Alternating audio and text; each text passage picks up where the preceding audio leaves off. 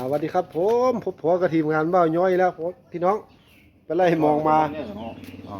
ป้าขยามนี่วะทำผสมลมผสมปลาเนาะปลาเป็ดนะครับเข้าท่าเลยเข้าท่าปานเฮียอันนี้รุ่น5 เซนนี่5 เซนมันลากขึ้นมาค่อยต่อจนมดมองมามันเป็นตะลือแท้แบบมันคือบ่ได้แท้แบบดอนมาได้นี่ตามเครื่องมัน บ่ได้ถ้าจะเครื่องแท้บ่ได้เลยโอ้ไปจวนเนาะขนาด4 เซนมัน5 เซน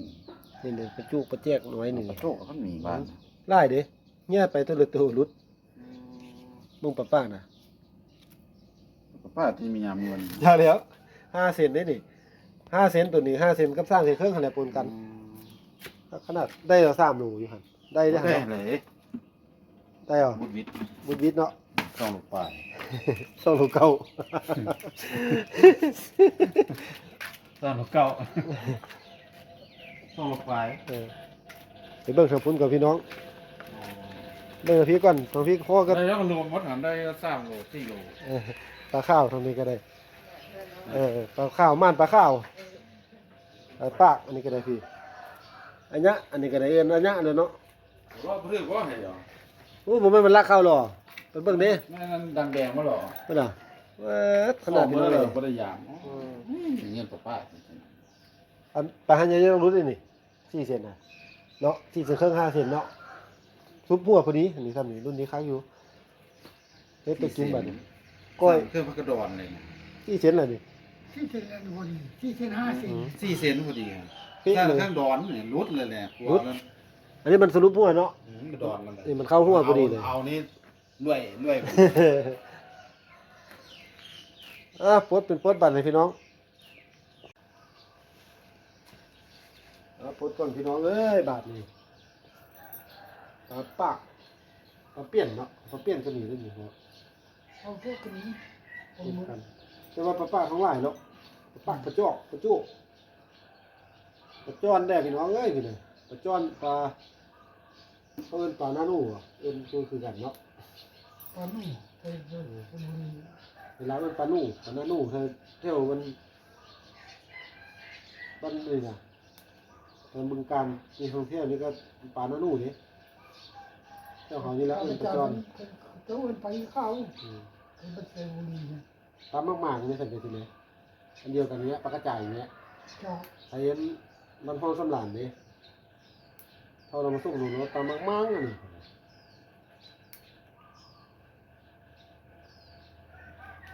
จอนพี่น้องเอ้ยนี่เล็กน้อยเดี๋ยวไปจอนได้มองไปได้เห็นฟูมาลอยส่วนหน้าส่วนหลังอยู่มันตัวน้อยเนี่ยรถ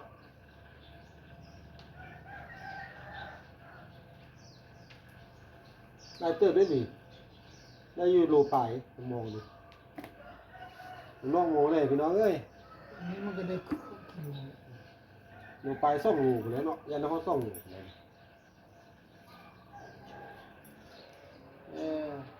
ขนาดเพ่ย่างมาเนาะเขาไปขายเพ่ย่างไฟยางบ่อยยางบ่อยมันไม่มีแดดเลยไม่ได้ดอกย่างกันนะต้องตากแดดซะก่อนเด็กรุ่นเลยสั่งพอวันมันฝุ่นนี่จะมายากกว่านี้ฝุ่นติดตามไปเรื่อยๆพี่น้องขายไปได้โลปลายแล้วพี่น้องนี่โอ้พี่อีกน้ำมองอีกยันได้ประมาณ5 โลเนาะได้เด้พอได้เด้จะรุ่นบิ๊กๆมอง5 เซนนู่นน่ะขนาดพี่น้องเอ้ยพี่น่ะป้าจะมาขึ้นอย่างนี้อันนี้ปลาจุกเนาะปลาจุกแท้แล้วพอนี่เนาะจุกแท้แล้วนี่มันมีตัวเขี้ยวเนาะปลาจุกเขี้ยวบางคนก็มีตัวเขี้ยวอีกเด้อันนี้ปลาสนักอันนี้รุ่นนี้เล่นตามรถจบเลยพี่น้องปากนี่งอนี่ปากงอนี่ตัวเขาแค่นี้ก็ถึงมอง3 เซนฮะขาจูลูตัวบุกปลาจอนนะจอนปลาหนูพี่น้องขนาด ในการเลย อันนี้รุ่นนี้ให้ประมาณ3 เซนเนาะว่าเนาะนี่เนาะ3 เซนครึ่งเนาะ ทำให้ขึ้น 4 เซนจังรอดเลยนี่รอดไล่ปลาจรรอดไล่มันน้อยดู200พอดีนี่น้อยๆนี่เนาะ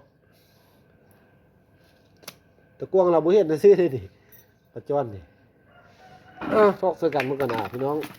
ปัดได้การได้กันขนาดหน่อยเอาสั่งนักมาก่อนเด้อ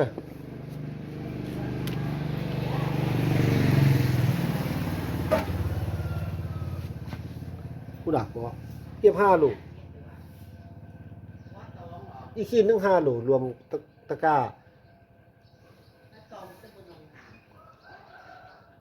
แบบนี้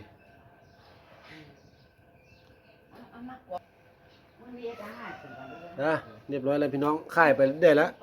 2 โลกว่าแล้วครับ2 โลครึ่งแล้วขายไปแล้วคลิปนี้ไปซ้ำนี่ละพี่น้องปลดปลาก้อนมันยังบ่แล้วดิไว้ซ้ำนี่ละครับผมขอบคุณสำหรับการติดตามรับชมนะครับเด้ออย่าหายแต่บ่ได้เอากล้องไปพี่น้องเอ้ยดึงขึ้นให้พี่น้องเบิ่งเนาะปุ่มเป็นปุ่ม4ปุ่ม5ไปเลยพี่น้องเด้อย่ามันมีเนาะซ้ำนี่ละครับผมสวัสดีครับ มันเบิ่งนำโทรศัพท์มันบ่ฟัง